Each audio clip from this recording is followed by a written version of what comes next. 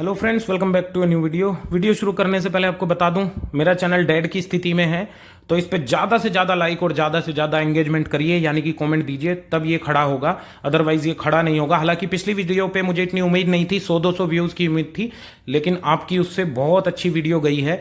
अब मेरी बात सुनिए, जो मैं आपको बताना चाहता हूँ। ठीक है, सबसे पहले तो जो फेसबुक से देख रहे हैं वो यूट्यूब पे आ जाएं, जो यूट्यूब पे देख रहे हैं, हमारा एक ग्रुप है रोज मंत्रा, डिस्क्रिप्शन में भी लिंक दे दूंगा, वो वहां आ जाए। ठीक है। अब मेरा आप सबसे क्वेश्चन पता है क्या है कि प्रूनिंग के बाद क्या, कितने लोग बता सकते हैं मुझे? कमेंट जरूर करिएगा सारे के सारे कि मुझको पता था। ठीक है, इतने सारे यूट्यूब टीचर हैं, लाइन लगी पड़ी है। ठीक है, और बहुत सारे फेसबुक ग्रुप हैं, क्या किसी के पास कुछ अनुभव है? बताया भी जाता है तो अंदर से, बाहर से कोई आपको कुछ नहीं बताएगा। ठीक है, तो मेरा क्वेश्चन है प्रूनिंग के बाद क्या। ठीक है, तो मैं आपको यहां पर आज एक मंत्र दे रहा हूं, प्रूनिंग के बाद सिर्फ अमोनिया। ठीक है, नो नाइट्रेट नो यूरिया। ये आप ध्यान रखिएगा, जब भी कोई भी कभी भी इस वीडियो को देखे, प्रूनिंग के बाद सिर्फ ammonia, no nitrate no urea. जब तक पत्ते लाल रहेंगे अमोनिया, और बीच बीच में जो डालना होगा मैं आपको बताऊंगा ग्रुप में। ठीक है, सिर्फ अमोनिया डाल के चलिएगा सेफ जोन में। इस बार फूल अच्छे खिलाने हैं, पिछले साल ग्रुप में प्रॉब्लम आई थी, हालांकि बहुत अच्छे से काम किया था, सबका पौधा बचाया था, वो 15-15-30 वाला भी बचाया था। इस बार भी जिसके मरे बता देना, आ जाना ग्रुप में, सजेस्ट कर देना, इस बार भी बचा लेंगे। तो चलिए वीडियो को हम शुरू करते हैं। और एक और बात का हमें बहुत खास ध्यान रखना है, एक तो हुआ पानी, दूसरी चीजें मैं आपको बताऊंगा फीडिंग के बाद आपको क्या देना है। यहाँ वीडियो से मैं अलोन बताऊंगा, लेकिन जो रेगुलर मेंबर हैं, अब देखिए सबसे पहले आप एक चीज़ देख लीजिए। आप इस पर फंगीसाइड का पेस्ट लगा हुआ देख रहे हैं, तो आप सोच रहे होंगे कि इस पौधे में कहीं डायबैक या कैंकर तो नहीं है, कुछ प्रॉब्लम तो नहीं है। एक्चुअली ये बहुत ही तेजी से ग्रो करने वाला पौधा था। इस वीडियो के लास्ट में इसका फोटो भी डाल दूंगा। और ये सडनली डोरमेंट होने लगा, देखिए कहीं इसमें कुछ नहीं है। इसमें बरसात के टाइम मिल्ड्यू अटैक हुआ था, डाउनी मिल्ड्यू होता है बरसात में, और उसको मैंने पत्तियों पर धब्बा देखा, कुछ ब्रांच पे भी आ गए थे। ब्रांच में धब्बा आने के बाद ब्रांच मैक्सिमम चली जाती है अगर सही टाइम पे रिकवरी ना हो, लेकिन 3-4 दिन में ही ये रिकवर हो गया था। अब हम बात करते हैं, एक मुझे मैसेंजर क्वेश्चन और ये वही पैदा पौधा है, मैं आपको बता दूं, जो पिछली वीडियो में दिखाया था, अभी आ रहा है स्टेज पर प्रूनिंग की। रीयूज ऑफ सिंडर, मुझे एक और क्वेश्चन हुआ, तो उन्होंने पूछा कि वर्मी, मैसेंजर में ही हुआ, ठीक है ना, कि वर्मी कंपोस्ट डालते हैं तो इससे उसके छेद वगैरह बंद हो जाते हैं।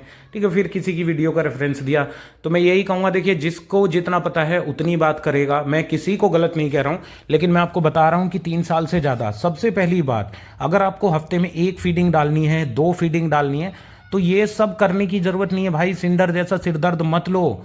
मिट्टी में आप ग्रुप में आइए, हम बताएंगे आपको मिट्टी कैसे बनानी है, कैसे फीडिंग करनी है, कैसे लेके चलना है पौधे को। ठीक है, इसके चक्कर में मत पड़ो। इसमें पौधा दिन में 2-2 3-3 बार फीडिंग लेता है, इसलिए इसको कंपटीशन लेवल के लिए तैयार करने को किया जाता है।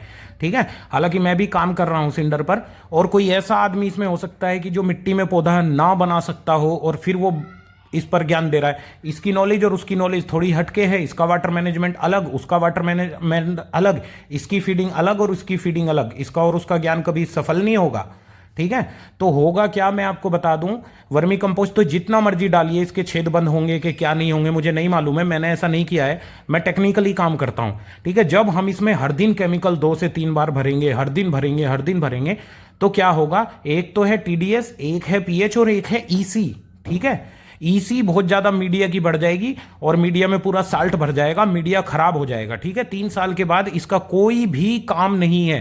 ठीक है, हालांकि वो बात अलग है कि मैं हफ्ते में 1 फीडिंग डाली, 2 डाली, और मेरे पास 3 साल की है सिंडर, 1-2 साल और चल जाएगी, 5 साल चल जाएगी जो कम फीडिंग डालता है, इससे ज्यादा नहीं चलेगी। ठीक है, और 1-2 साल अगर एक्सटेंड करना हो तो सल्फ्यूरिक एसिड में डुबा लीजिए और चेक कर लीजिए। ईसी कैसे चेक होगी मैं आपको बता देता हूं, इसमें ऊपर से पानी डालिए। ठीक है, अगर आप नॉर्मल वाटर के साथ डाल रहे हैं 250 टीडीएस पे, तो थोड़ी बहुत आएगी 0.2, 0.3, 0.4, लेकिन ईसी अगर 1.8 से ऊपर निकल गई है बिना फीडिंग के, फीडिंग के साथ तो हायर होगी होगी।